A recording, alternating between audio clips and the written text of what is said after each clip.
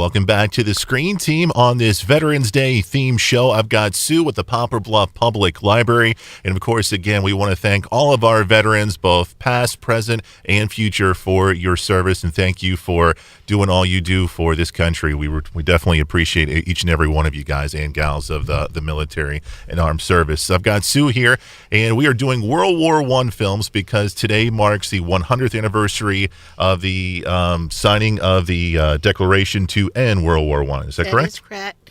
In Paris, and I love the phrasing of the 11th day of the 11th hour of the 11th month. I love it too. It too. We've got a movie called War Horse, and if you're a Steven Spielberg fan, this is definitely a movie you probably checked out. It came out, I think, around 10 years ago, correct? Correct. The movie it's about a horse, right? It's about a horse, and it's about relationships. Yes, and it is. It's not just relationships of the horse and the man. Mm-hmm. It's also relationships of human beings and how they conquer themselves and conquer their own failings. Yeah. And how the horse helps to do that. So we see the horse from the very beginning. The horse the horse is born. And we notice that there's a young, I don't want to say young child, but a young man who is noticing the birth, and he is just mesmerized by the whole situation. And he kind of falls for the horse a little bit. You know, he's enamored with the horse for some reason. And well, we find out that the horse is put up for auction at the very beginning of the movie, and who overpaid for the horse? The young man's father did, and that's where our journey begins. What did you think about the film, Sue? Well, it's one of my favorite films, and there are two different titles in which I like the different genres, and this is one of them. I like the book, I like the movie, and I like the play. They're all uniquely different. Wait a second, there's a play? There is a play. Oh my goodness, that's cool. And it has some of the best puppetry that I've ever seen. Yeah. What looks like what they've taken is these grapevines, if you know what a grapevine looks like, and kind of dyed them and everything, and the colors of the horses. And there are men and women who are inside the horses who are just inside. And you can see the bodies of those people. And as they're operating and making the horses move, and the horses come to life, and you begin to forget that it's not real. Yeah. So it's sort of a lovely moment. But this is one of those where I like all three genres, and because each of them is unique of themselves. The book is actually a children's book. It's in our children's library, and you wouldn't have thought that a book about World War I that becomes a very graphic movie and a very heart-rendering movie. It's a clean movie, though I do want to say that. It's one that, but there is, it is war, and I need to bring that out. But it takes you through the journey of this horse as he is drafted into the military. Is the horse's name Joey? Is that it? That is. The horse's name is Joey, and Joey is drafted just like any other person. A person is drafted into the military to serve in the cavalry. This is the beginning of mechanized warfare, folks, and we're going to have a cavalry with horses and men pointing their swords and meeting machine guns. That's all I need to say at that point. I think that was the first time that there was a realization that war is changed as time knows it. Yeah, I mean, you see it in that scene where they're doing the charge, and you see Tom Hiddleston. He's charging. He's ready to go to battle, and then you see his face when he realizes what's about to happen. It's heartbreaking.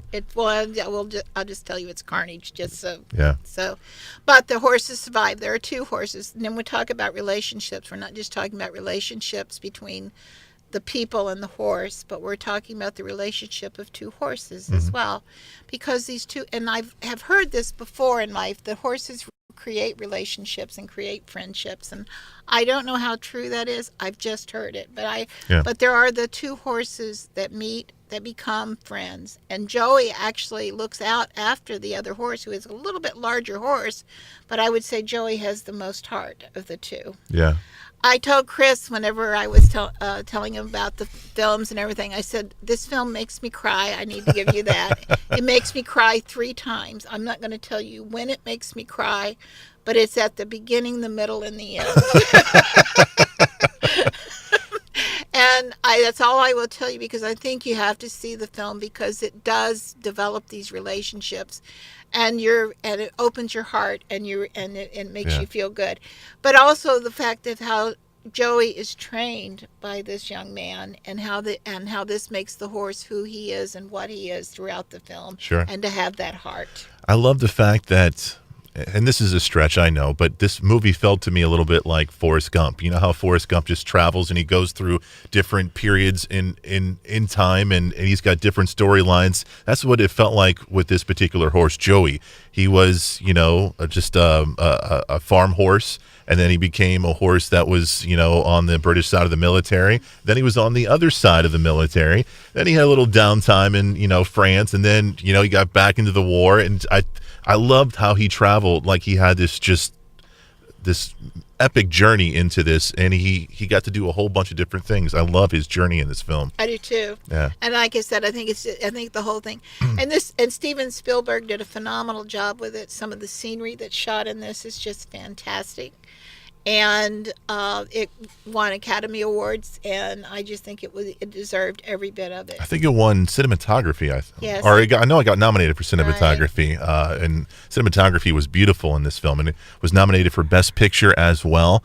I don't know the actor's name, but I really enjoyed the French actor who was the grandpa of the little girl in the middle part of. I think that was Jeremy Irvine, if I remember. Is that his name? I think I could have. I thought he was spectacular in the film. Oh, he was. And I thought he was. What a kind man he was, and a beautiful man. Yeah. But when you look at the inside of him. All right, so let me ask you something, Sue. If I go to the Poplar Bluff Public Library, can I get War Horse on DVD? Absolutely. Can I get the book? Absolutely. Do you have audiobooks? Absolutely. Do you have the play? No. I'm sorry. You can't win them all. But guess what? I can get it for you from another library. And that's why you go to the Poplar Bluff Public Library. You talk to Sue. You talk to her incredible staff, and you learn, you get knowledge. That's what it's all about. I went to the library the other day, and I got myself a few different movies. I got MASH, I got an old movie called Shane, and I got a James Bond film. Whether it's new or old, Poplar Bluff Public Library will take care of you. You got a lot of new releases too. Yes, we do. We try to keep up with the new releases. Sometimes we can't keep up with the demand, but we do try to keep up with the releases that are coming out. Please watch War Horse. It's well worth it. It is. Directed by Steven Spielberg, and check it out. It's great. We've got a movie called All Quiet on the Western Front. Is that right? That is correct. We will review that next, right here on the Screen Team.